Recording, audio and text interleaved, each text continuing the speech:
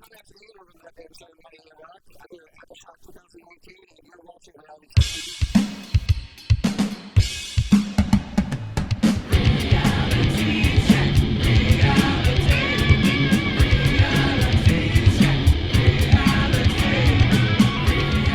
Hey, this is Shell with Reality Check TV Sacramento. Day 2, AfterShock 2019. This is number 8. We have a special guest. Not only is this guest on the #1 show in California, he's just like all around cool dude. Ian, thanks so much for being here. Oh, thank you so much for having me. It's a great pleasure to talk to you guys. How you doing? We're good. Well, okay, first of all, let's just talk about this. What's up with this chair, man? I know it's kind of Prince-like, right? It really is. It's so cool. Like, it's so big. Like, I want one of these for my house. People come over and think that I have this throne. That's exactly what it looks like. It's awesome.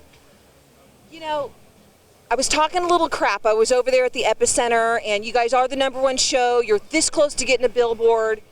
Why do you have the shittiest fucking couches that are peeling like plastic?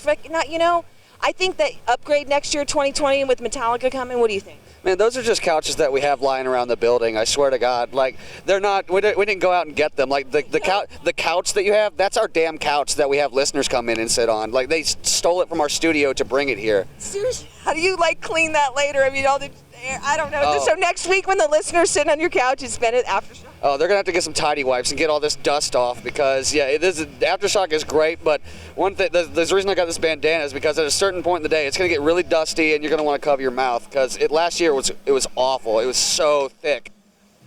Oh, you got me thinking. You know what? They're not going to be dirty. I'm going to get some clean ones, but I'm so shoving some panties on the side there for when you guys bring the couch back. You know what? That's totally fine. And when we get it back to the station, I'll act like it's a surprise and I'll go looking for it. Like, oh, what is this? Yeah. Do that. Okay. That's totally fine. Okay. All right. That's cool. All right. So there's a couple things I want to talk to you about. First and foremost, you're doing this podcast again, but before you get into it, can we talk about the history? Like this is a reboot of the podcast? Yeah, kind of. I started one before I even got into radio because it's just what I wanted to do. Podcasts were very big back in the day, and they are still now, but they were just taking off. And I wanted to do one about, movies and television, which I'd love to talk about. I'll talk your ear off about anything movie related. And it didn't go very far because people's work schedules got in the way. And then a couple years later, we tried to do a YouTube series, and then I ended up moving to Sacramento, so we couldn't do it again. Then a buddy of mine moved out here who I used to do the podcast with, so we decided not to do a YouTube series, just rebrand as a podcast and do the same thing we used to do. That's cool. So this guy that you originally did it with, or a new person? No, he's new. We used to live in Panama City, and I moved out here first, and after the hurricane hit and everybody wanted to kind of get out, he knew me, so he didn't know where he wanted to go. I said, come out here, live here, and he got a job. He's doing great, and then we just decided, hey, now that you're steady, you got a steady work schedule, I got a steady work schedule, let's see what we can do and see if we can get it back going again. But let's do a podcast instead of a YouTube series because editing that is a nightmare when it's only the two of you and you don't have anybody that knows how to do it. We kind of learned as we went. But audio editing I can do in about 5 minutes, so it was just a lot easier to do a podcast instead of a YouTube series. So will we see you? I mean, this is, like any professional. I mean, you're in the radio business. I used to be in the medical field, but everyone always has a side gig, right? So this is kind of like you got the radio, you got the people with podcasts hope to get your job, right? So you got the job doing a side podcast, which I think is interesting. Will you ever try to do Comic-Con separate from 98 Rock? I mean, if this takes off, because I mean, you do all the superhero stuff, right? Oh, I would absolutely love to, but that goes back to, we'd have to get the YouTube series started again and somebody who actually knows how to edit video. Otherwise, I would absolutely love to do it, but right now, because it's only two of us, and we didn't know anything about video editing, we watched God knows how many YouTube videos on the subject of how to edit video. It's just not in the cards right now, but that would definitely be something that I'm totally open to doing, because I want to go to Comic-Con, and I live 5 hours from it. I have no idea why I haven't been before. Okay, so you mean, the main one is in LA versus, I'm thinking, Sacramento one. Is that the poser one? I mean, not to talk shit about Sacramento, because I don't know enough. No, the one is in San Diego, but those are the big ones. Yes, okay. And there's one here, but for some reason they always do it while I'm working. Like it's going on, and I've got a radio show to do, so I can't be there. And our show's not really about superheroes, so I can't really get time to be there while I'm live with that damn show at Sacramento Comic-Con or whatever. It's just not our brand, but it's what I do on the side. but I would love to do it if they would do it on a day that I had off. Okay, Cameron Kev, this is just food for thought for later. We'll get him passes next year because we can easily get in Comic-Con, and we'll just have him a pass, and he could do one of his little you do research right before the show, usually from 10 to 12 or whatever you do. We'll get him in next year. Well, that's a hope, right? So would you do that if we arranged it? I would absolutely love to. Yeah, that's one of my. What would you dress up as, or just be you? I mean, because it's Comic-Con, don't you go with an alter ego? You kind of have to go in costume, but I mean, I don't know. Off the top of my head, I would probably go as maybe Malcolm Reynolds from Firefly. That's a great show. Maybe something that's not too complicated. I don't want to be sweating my ass off all day long, but something that is easily recognizable, like maybe Doctor Who or something. They're just regular clothes, but I don't want to be in a costume with a cape and whatnot. All right. So taking it back to the high school days, you got your first kind of buzz with the artistic feel. You said were you in the drama club, or did you just do acting? Tell me about high school, or how far it went back. I wasn't in the drama club. I had an elective, and it was drama class, and I did choir and theater when I was in elementary school, and I really wanted to do that as an elective, and I somehow got in because it's a very high demand class to be in. I got in, and then I got my real taste for it, and then next year I took it again.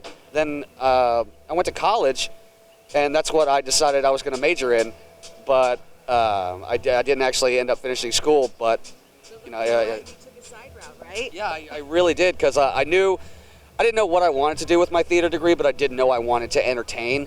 But because I didn't finish school, I had had a few side jobs, and I kind of just lucked into this radio thing. I didn't know it was what I wanted to do, but it's a form of entertainment, and I really love doing it. I think there's all different kinds of level in your entertainment industry, so you have lots of opportunities. I follow you for the last couple years, and we're the older generation. Sometimes, how do you take it when? Because we're in, Pat Martin is up here, right? And so then you have all these people that are older that are coming at you versus the young. Is it hard for you to mix? Because you seem comfortable with all age groups, or is it creepy? Oh, absolutely not. I love Pat Martin. He's got 30 years experience on me, but he is one of the sweetest guys. He'll teach you anything you want to know about the industry. He doesn't look down on you for being younger, and a lot of radio people like that are the exact same way. We're all, even though we don't work on the same stations or whatever, we may work across the country, but we all kind of know the struggle of being in this industry, and we're willing to help whoever goes looking for it. And that's one thing that I love about Pat is my very first day, I was this is the sweetest person I've ever met in my life in this industry. And if you're struggling and you don't know how things are going to work out, he'll be like, look, I've been there, blah blah blah. You just gotta do this, do that, and he'll always advise you. And Mikey does the same thing. He's been in the industry for about maybe 15 years. Stroke does the same thing. It's kind of just the way that the industry is. Yep. So, in closing, you guys are really peaking up here, right? How far, I don't know how far it goes. You just can keep the momentum going year after year, right? What's the equivalent for, they got in the entertainment movies, they got the Oscar, TV got the Emmy. For radio, what is there is there an award or is it just that piece of newspaper clipping where your name is there? That's really what it is. There's That's bullshit. I do agree, but really it's not so much. You don't get the kind of recognition that you get with an Oscar. It's really just it's a personal thing.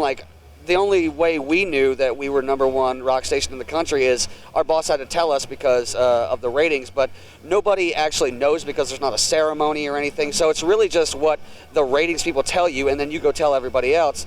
And that's really all it is. There's no award. It's all just recognition, which I really don't need an award. I just love knowing that we're doing so well, and I want to keep doing that. And if there's never a bronze statue that I get to take home, that's totally fine, because there is. We won Sacramento Magazine's Best Afternoon Show. I kept that magazine for myself, but when you win Best Rock Station in the country, there's no press release or anything. It's just something that because the ratings people tell you, and that's something you can take with you to work. Maybe that's better.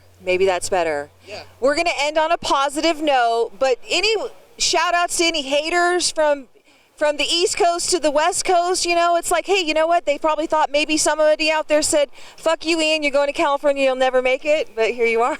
You know what? That's actually the exact opposite, because when we left Panama City, Stroke and I, to come out here, everyone was super positive because they were so happy to see us moving up in our careers. There were really no haters. There are haters now that say, I hate you guys for leaving, but they're happy that we're doing what we're doing, and they hate what happened to the radio station after we left. You know, they replaced it with another show that nobody likes, and they just hate that they can't have us anymore, which I love. Left a void. I that's what they say. I'm not saying it, but I get messages maybe twice a month saying, hey, I hate this radio station now since you and Stroke left, and I love that so much, but I also love the support that they gave to us. So there's really no haters when we left.